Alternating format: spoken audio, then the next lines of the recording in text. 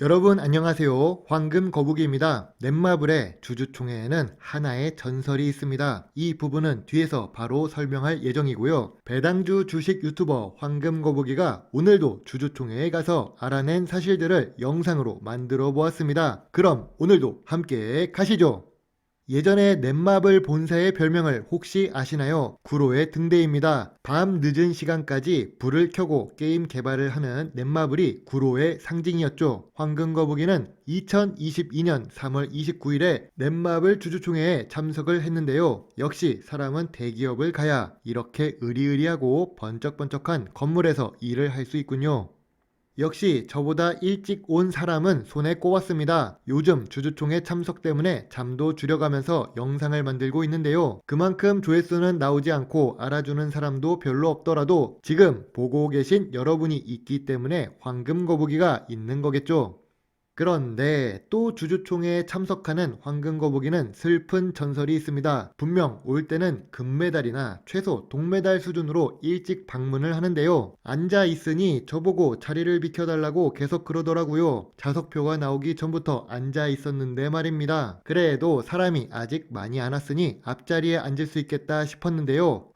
역시나 주주총회에 있는 슬픈 전설은 항상 맞는 것 같습니다. 일반 주주는 또 뒷자리에 배치가 되어버렸네요. 저도 주주총회 때 앞자리에 앉는 그 순간까지 투자를 잘 해야 할 것 같습니다. 일단 넷마블은 매출의 규모로 본다면 괜찮은 상황입니다. 이 괜찮은 이유는 우리나라보다 더 큰 해외 시장의 매출액이 점점 상승하고 있는데요. 국내는 조금 감소한 모습을 보이고 있죠.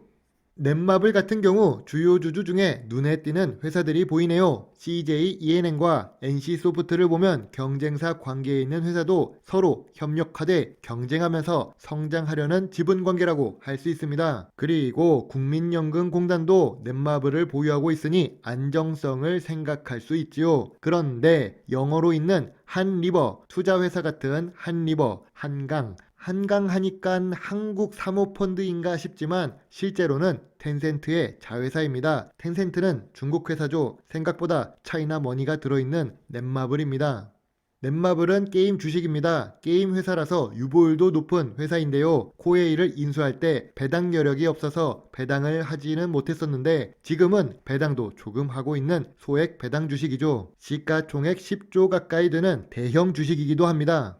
다만 주가가 낮아졌습니다. 2020년 고점 대비 반토막 수준으로 낮아졌는데요. 지금 주가가 조금 올라서 그렇지 한 달 전만 해도 10만원 아래였습니다. 최근에 살짝 반등하는 모습이 보였는데요. 그럼 게임 주식들이 앞으로 매력이 있을까란 생각도 해볼 수 있습니다. 일단 주가는 현재 주봉 차트상 이동평균선 121선과 201선 아래입니다.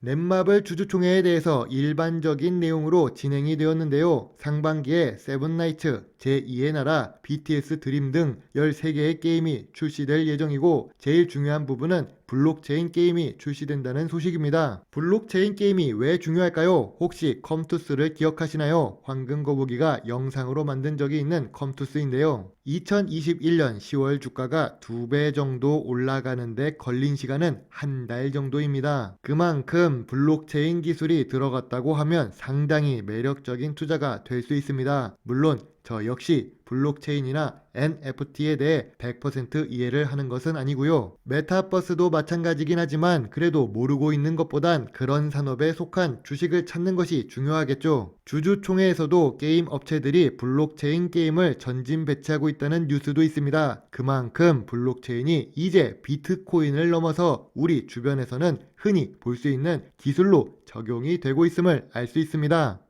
주식 IR 담당자와도 이야기를 나눠볼 수 있었는데요. 순이익의 30% 이내에 대해선 배당 또는 자사주 매입할 계획이 있다고 합니다. 황금거북이의 생각으로는 주주 친화적인 정책을 펼치고 있다고 생각합니다. 또 중간에 주주총회에서 나온 말 중에는 ESG 경영을 지속한다고 하는데요. 앞서 영상으로 올렸던 한솔재지나 현대백화점 역시 이러한 경영 지침을 갖고 움직이는 중입니다. 즉 2021년 12월부터 본격적으로 ESG 경영에 힘쓰고 있고 또 ESG 관련 리포트가 3월 28일에 주주총회 열리기 전날 발간되었답니다. 제가 이 부분을 미처 확인할 수 없었지만 아무튼 ESG 자체, 친환경 자체가 이제는 주식 투자에 빼놓을 수 없는 상황이라는 것을 여러 주주총회에 참석을 하며 느끼고 있습니다.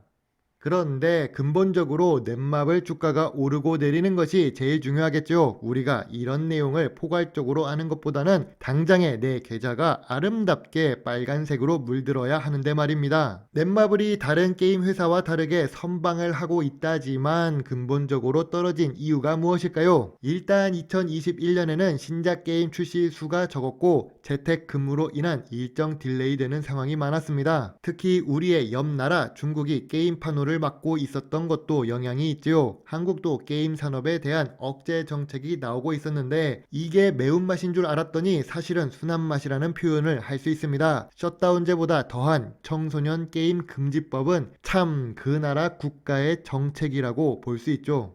그래도 5년 연속 단기 순이익을 기록하고 있고 매출액도 점점 증가하는 모습도 볼 수 있으며 이제는 블록체인 관련한 게임도 나오고 있는 성장성 높은 주식입니다. 넷마블 같은 경우 IT 서비스 중 하나인 게임 산업이기 때문에 부채 비율이 매우 낮습니다. 낮은 부채 비율과 높은 유보율은 재무 건정성을 증명하죠. 이에 맞춰 국민연금공단도 지분을 보유하고 있으니 좋은 회사라는 것을 간접적으로 느낄 수 있습니다. 조금 마음에 안 드는 것은 텐센트 관련 자금이 들어있다는 부분이 있죠. 아무튼 현재 주가도 그리 나쁘지는 않다. 그 이유는 이동평균선 121선과 201선 아래에 있었기 때문입니다. 다만 최근에 오르기 직전인 10만원대가 더 좋지 않았나 싶습니다. 예전에도 영상을 만들었고 그때도 황금 주식이라고 선정을 한 적이 있습니다. 이 종목은 저의 어머니도 보유하는 종목이고 아직도 저 역시 보유하고 있습니다. 만약 주가가 다시 하락을 하더라도 10만원 초반이면 추가 매수 의견도 있죠. 물론 위 의견과 생각들은 황금거북이의 개인적인 생각이고 모든 투자의 책임은 매수, 매도 단추를 누른 본인에게 있음을 잊지 말아주세요. 오늘 영상은 어떠셨나요? 괜찮으셨다면 여러분이 눌러주시는 좋아요와 좋은 답글은 저에게 많은 힘이 될 수 있습니다. 좋은 하루 보내세요. 배당주 주식 유튜버 황금거북이입니다. 감사합니다.